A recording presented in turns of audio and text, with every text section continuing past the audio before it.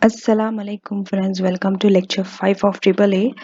Today's topic is fraud and error. This is also under section B, professional and ethical considerations. So here we are going to study what are the definitions of fraud and error. Fraud and error are not the same thing.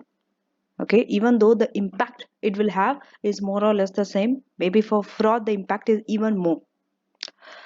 Then what are the management responsibilities regarding on this area and auditor's responsibility? Then how do you respond to the risk of fraud and how do you report it? And engagement withdrawal, the last step that one takes. So let's start with the definition. Okay, what is misstatement and why are we learning the definition of misstatement? Because whether you do error or fraud, there will be a misstatement. Okay, and which standard deals with fraud and error? In auditing, it is ISA, the International Standard of Auditing, 240, that deals with auditors' responsibilities for fraud and error. Okay, relating to fraud here. Now we are going to study what is a misstatement. A misstatement means, okay, the amount or the classification or the presentation disclosure of the financial statement is different from what is expected according to the standard. For example, your IFRS standard.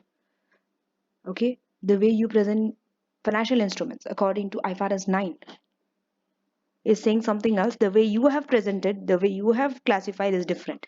Then it is known as misstatement. That means you are not complying the financial reporting framework, the IFRS or IAS. That is misstatement. And this usually happens when you do an error or a fraud. So now let us go and see what is error and what is fraud. There is only one distinguishing factor between the two. Okay.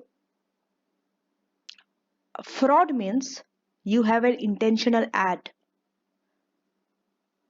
and error means your ad is unintentionally it happened by mistake.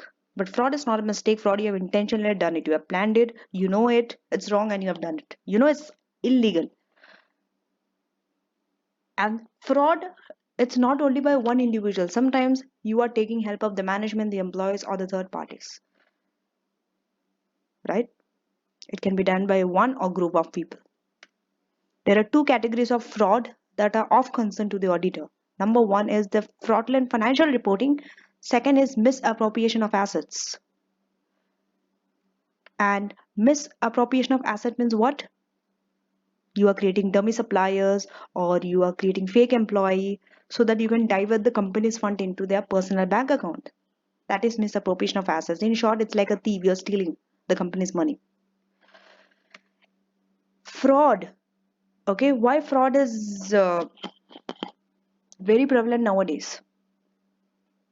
If you see everywhere, this is happening nowadays very commonly and very frequently. This is happening.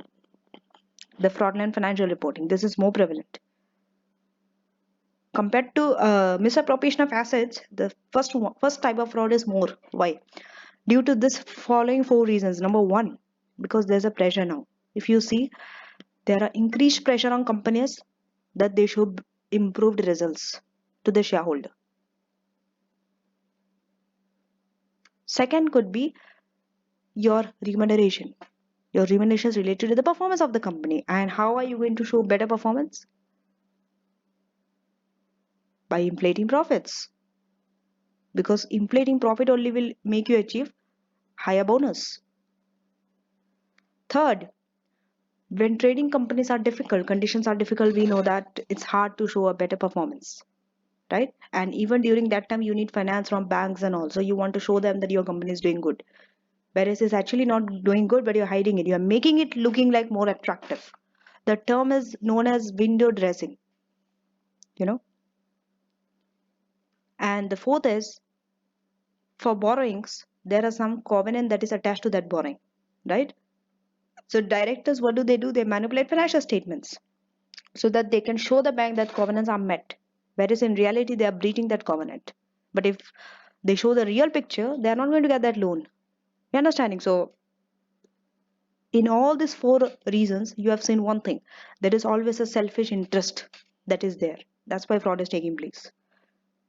You either want better bonus, you want that loan, you want to show the market or the shareholder better results, whatever it is, you have some selfish interest. That's why fraud is taking place.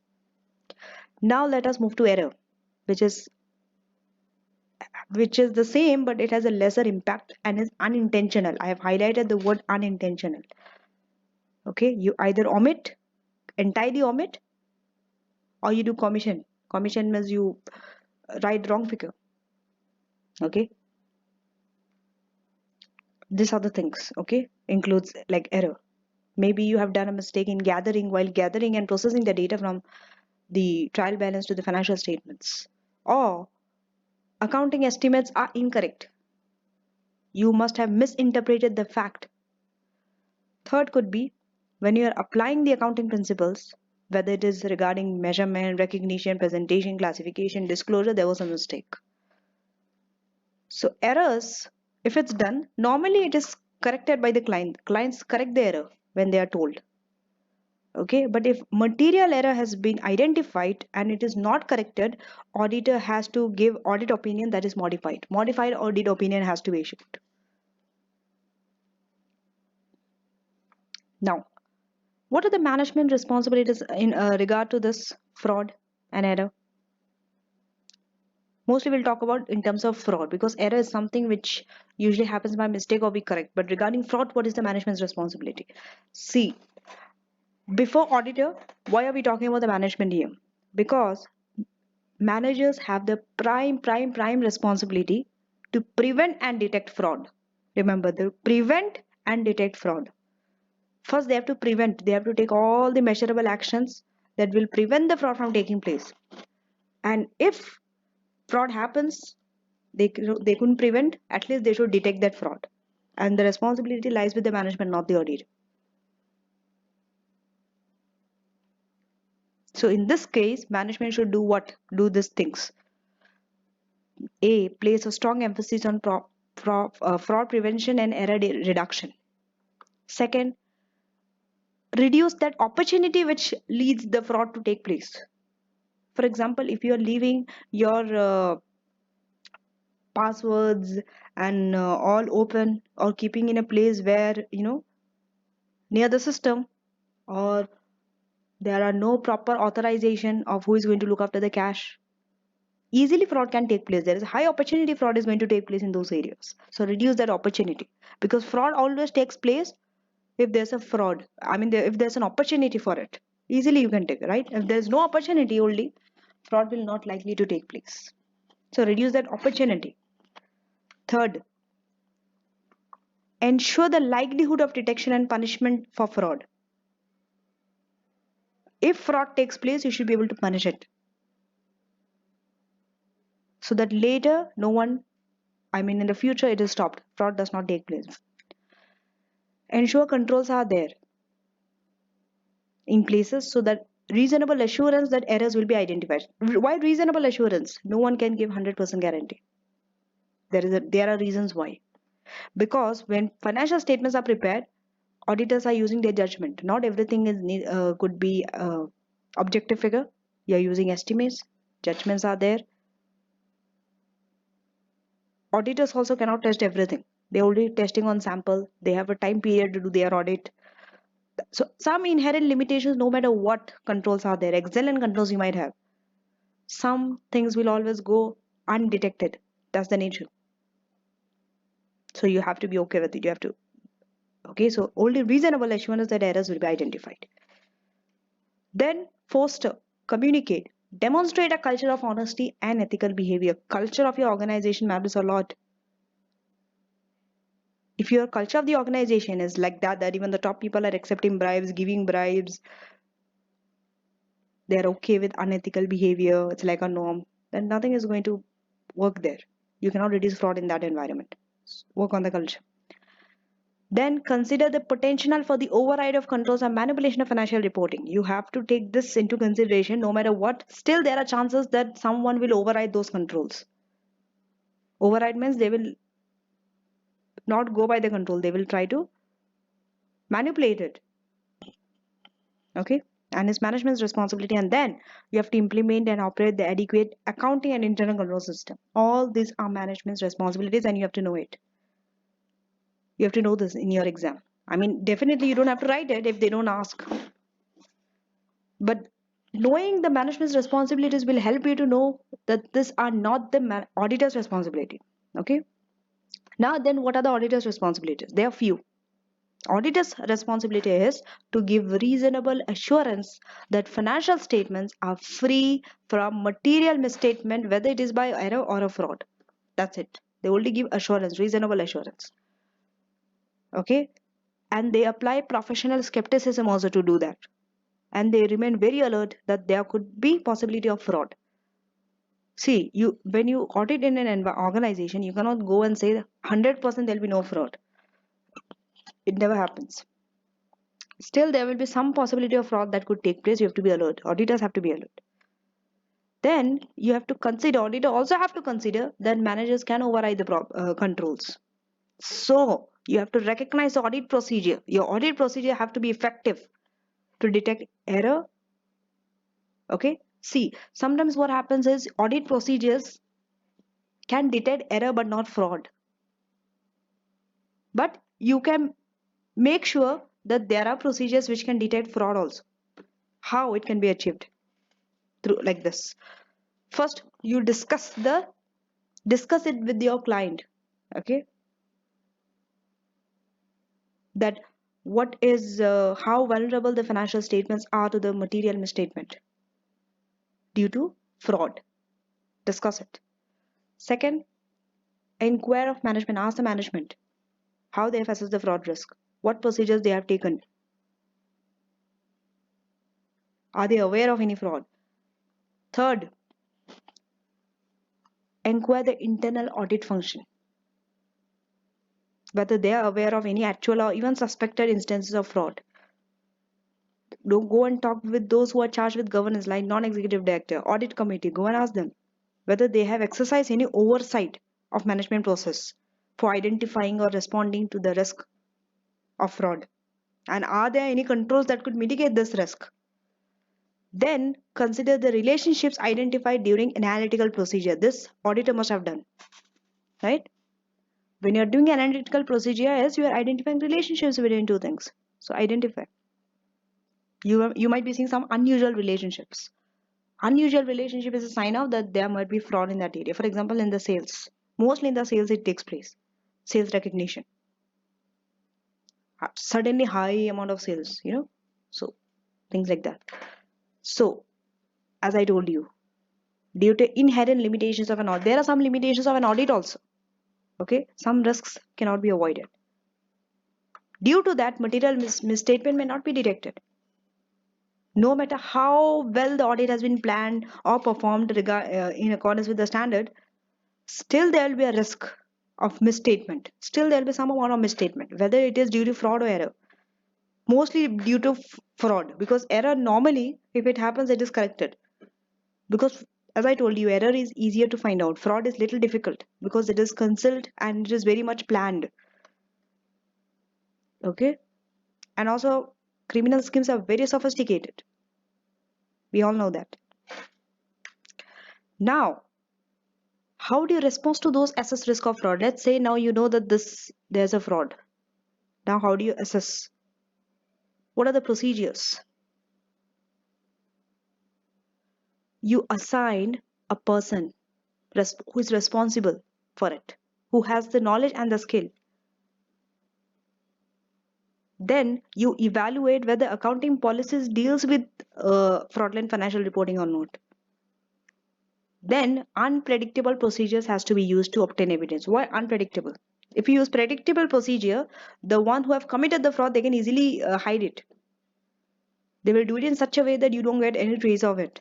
So you have to do it in an unpredictable way. That the ones who have committed the fraud, whether the employees, management, they're not aware of it. They should not be aware of it. Okay, so these are the procedures that you need to do. And from your exams point of view for AAA, you definitely need to know this procedure. 100%, there's no doubt. Imagine in your case study, there's a fraud happening. And they ask you, how do you assess? What are your responses? What are the procedures? How will you answer this? So that's why you need to know this. You review the journal entries, okay, so that you can identify the manipulation of figure or unauthorized journal adjustments. How do you do that? You inquire of those involved in the financial reporting about unusual activity, or select some journal entries and adjustments that are made at the end of the reporting period. Or you can consider the need to test journal entries throughout the period. Any of this you can do, or all of it. Second procedure is you review the management estimates for the evidences of bias. Wherever the areas are more risky, you carry your test there. For example, management estimates, where managers have used their judgment, those areas, right? Now, evaluate the reasonableness of judgments. See, when managements have used some judgment, right, to prepare that financial statements, evaluate it, how reasonable those judgments are, and whether those judgments includes management bias. Management bias means, is it for the benefit of management, or is it actually reasonable? You have to see, evaluate. Then perform a retrospective review of the management judgments that are reflected in the prior year. In the prior year, go and check what were the management judgments. Review it. Then review transactions which are outside the normal course of business. Transactions which looks very unusual. I mean, it's not in the normal range, right? Because this indicates fraud must have happened. We are not saying 100% fraud is from that area only if it's unusual, but most of the time it is so. If it's very unnatural. Then these are the further procedures. Obtain a written representation from management, and also those charged with governance that they does this following thing. A, they acknowledge that it's their responsibility for internal control to prevent and detect fraud. They disclose the auditor. Okay, they have disclosed to the auditor the results of management's fraud risk assessment. Who does this risk assessment and all? It is the manager. Then they disclose it to the auditor. Third, they have disclosed to the auditor any known or suspected fraud. And they have disclosed to the auditor any allegations of fraud that could affect the entity's financial statements. Now, how do you report that fraud and error? If auditors identify that fraud has taken place, they communicate this to the appropriate level of management on a timely basis. Don't delay. Timely basis. Not anyone, appropriate level of management. Especially those who have the prime responsibility for prevention and detection of fraud. And if the management is involved in that fraud, or you suspect that maybe the management is also part of that fraud, then who do you report? Then report to those who are charged with governance. And even if they are involved, the ones who are charged with governance, even they are involved in that, you doubt that they are not honest, there's a lack of integrity, then whom do you report?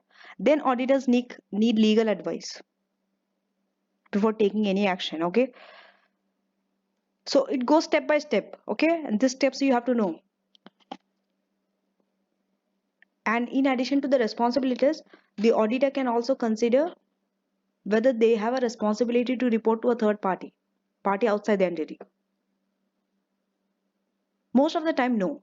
But remember, there are some instances where you have to report. For example, if it's for public interest, right?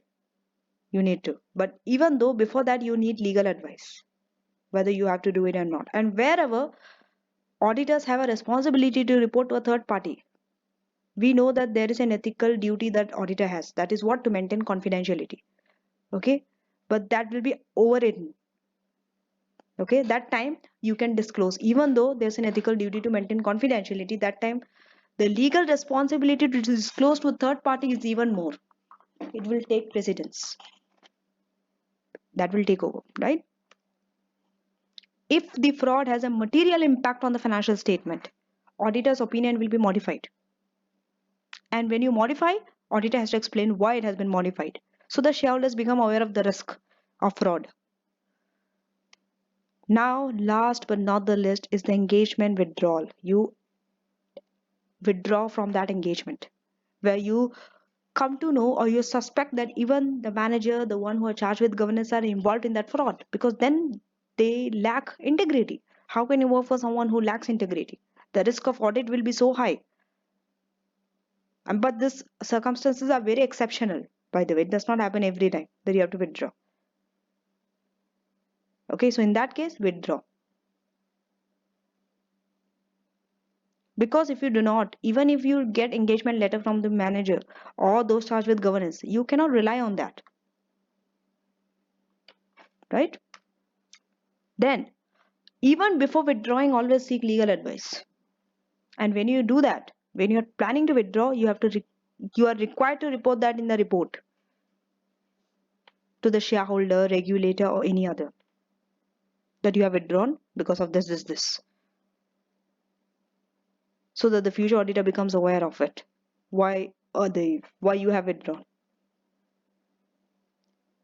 That's it for this lecture. Now let's summarize what we have discussed. This is a very short lecture. Mostly it is the theory part. Okay. Fraud and error.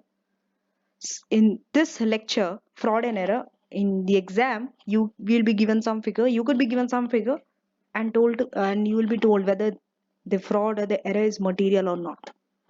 Okay. To check the materiality of it, you will be given some figure. So we started with definition. Then we went in the manager's and the auditor's responsibility. So auditor's responsibility is just to obtain the reasonable assurance that financial statements are free from material error or fraud. Then we assess the risk of fraud, right? Then we went through the procedures on how to respond to those risks. Do journal entry, review of journal entry, ask the managers, get a representation letter, those things. Take legal advice. Then we have to report that to the appropriate management. TCWG. What is TCWG? Those charged with governance. The initials I've used. And third party if required. Okay. So that's it for this lecture. Thank you for watching, and the next lecture will be in fact the last lecture in your section B. That will be the professional liability. Before we move on to quality engagement in section C. So see you in the next lecture, and thank you for watching. And if you have not subscribed to my channel, do subscribe to my channel. Thank you.